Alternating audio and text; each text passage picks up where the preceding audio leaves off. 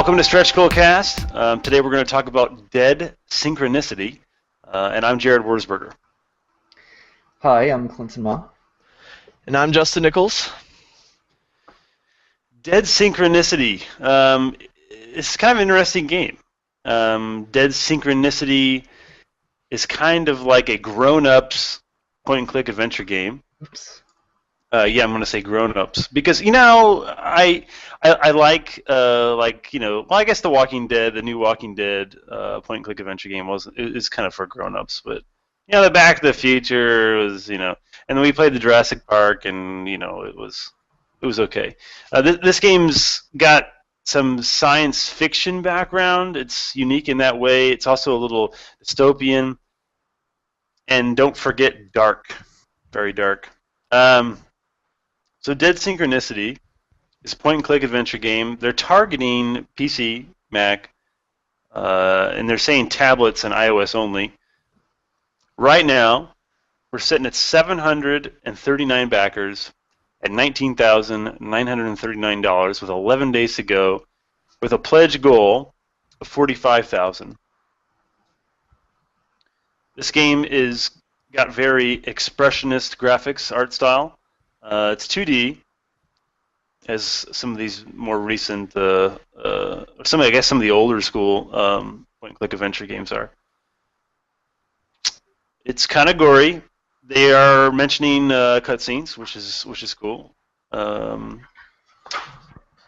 you're so the idea, at least the background of this game, is that there is an illness or an epidemic that's going around that's turning normal people into what the game is calling them as dissolved.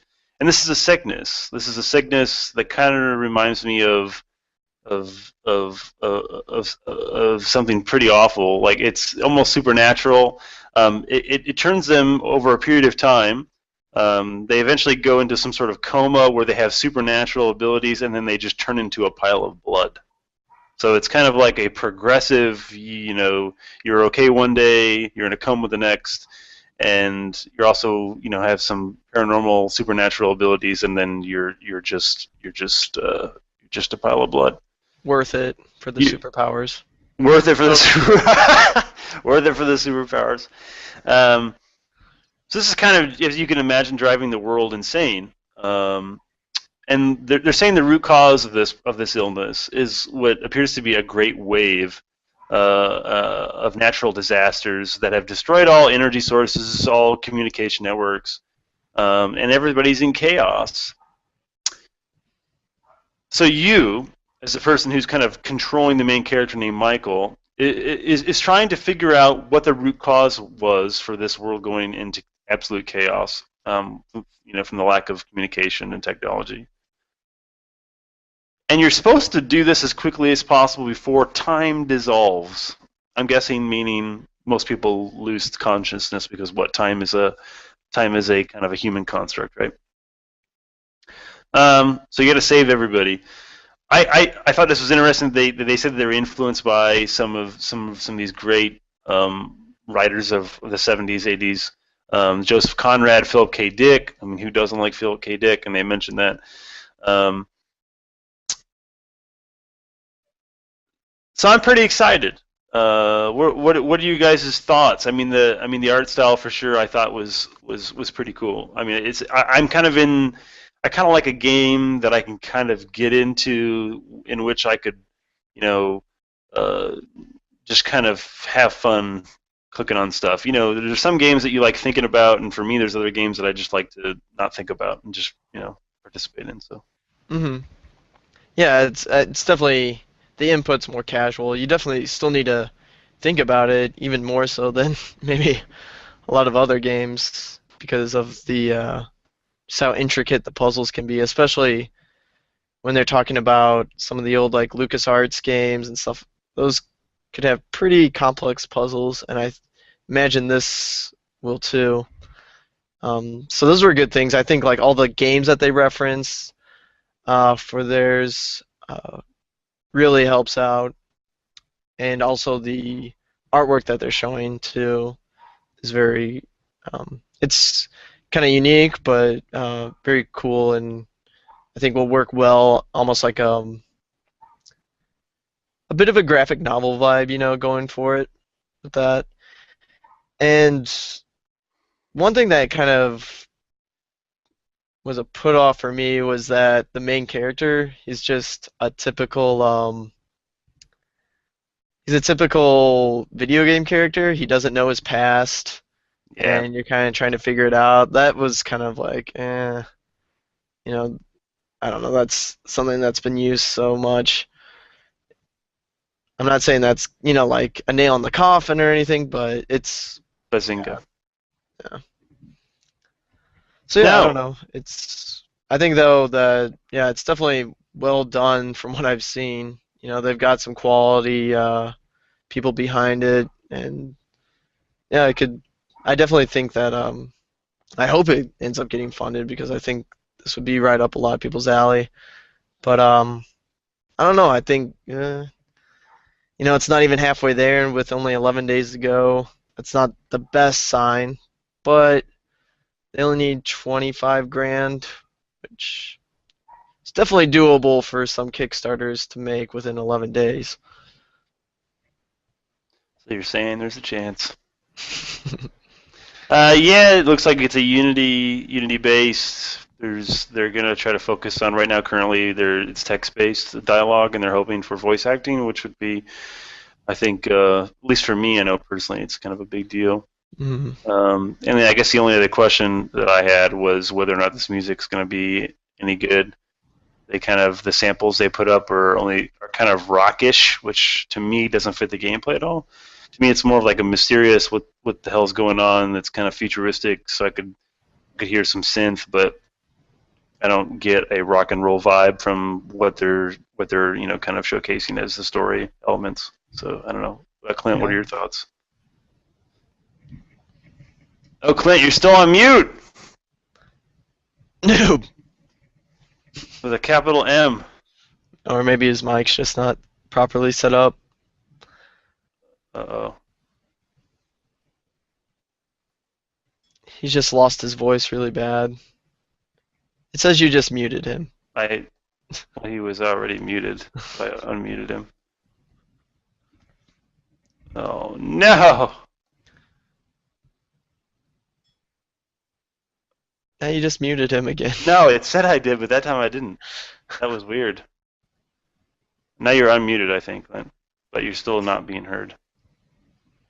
No, sir, can't hear you.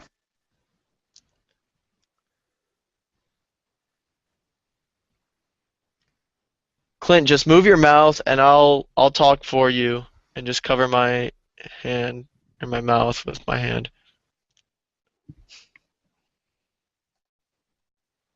Now I switch mics. Whoa, there we go. It's like angels singing. I'm back. Say Yeah, I something switched to again. internal mic. I don't know what was going on there, but yeah, sorry. As you can see, I did a little location swap. So I'm sure that was very entertaining for our viewers. But as I was mouthing silently to Jared a moment ago, I was saying rock music seems like a totally inappropriate choice for this type of game, and I hope they shed the rock band, and then they can save on the production cost and just like hire a composer or something. Put If some it was nice like music. I progressive, like hope they're not friends of the developers and they're just forced to put these guys in the game. They're not only friends of the developers; they are. the developer. They are. Oh, the they are? developers. Is them? Oh, Two well, maybe they members should, of that. yeah. This game is going to be a platform to really get their rock Well, band, it's a Trojan started. horse for promoting their band, huh? Guys, I was trying to say this game was cool. You're ruining it for me. I could see like a God is an astronaut type of rock Yeah. music, Yeah. that could work well. If I think of like 28 Days Later, that type of music. But yeah, I kind of agree with you guys. It's not the best fit. It might work out all right, but It's a shame because the game itself looks good. I love the art style, and I played a lot of adventure games when I was younger. nowadays I kind of like the idea of point and click more than actually play them. It's Hmm. I play them until I kind of get stuck on the first bad puzzle, and then I get kind of put off.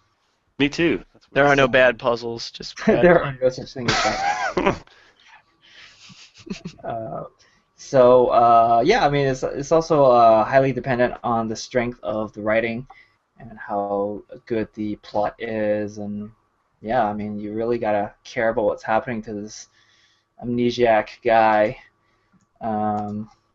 So yeah, I mean, we'll see. Personally, it doesn't really strike me as something that I have to back, and but yeah, like Justin, I hope it gets made, and I hope they hit their 45,000 goal. And I have to think it's only that high of a goal because they have to do all this extra stuff for polish, like the voice acting and finishing the art. But as a game, these sort of games are not they're not like your simulations or your first-person shooters or anything like that. They're not too taxing, so a lot of it's just the visuals and the audio and make it look presentable. So yeah, we'll see how this one turns out. Yeah, and I don't know. They don't necessarily lay out exactly where a lot of the cash is going to go. I mean, they mentioned that they'd like to get the voice acting. They'd like to acquire the Unity licenses, which, as we all know, can be kind of expensive. But 45,000 does seem like it's a little high. I mean, it's if they want to have voice acting in it, that can be pretty expensive. So. Oh, for sure. Yeah, and it seems like there's quite a decent amount of work going into it so far, and a pretty robust team. So I would say 45 is pretty decent amount to ask for. It's just, yeah, it's tough to get it when it's no one on the team is really well known, and yeah, I mean, it seems like there's a lot of other point and clicks to compete with now too, because there's almost like this resurgence of them due to Double Fine and yeah. Yeah, but hopefully, Synchronicity has a chance.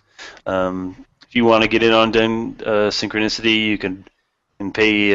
Looks like the pledge is currently at $15 for the full copy of the game. That's PC and Mac. This Kickstarter project is going to be ending on April 12th at 4 p.m. Eastern. And if you're interested, you can also play the demo that's featured on the page. This has been Dead Synchronicity. Thanks for watching. Thanks.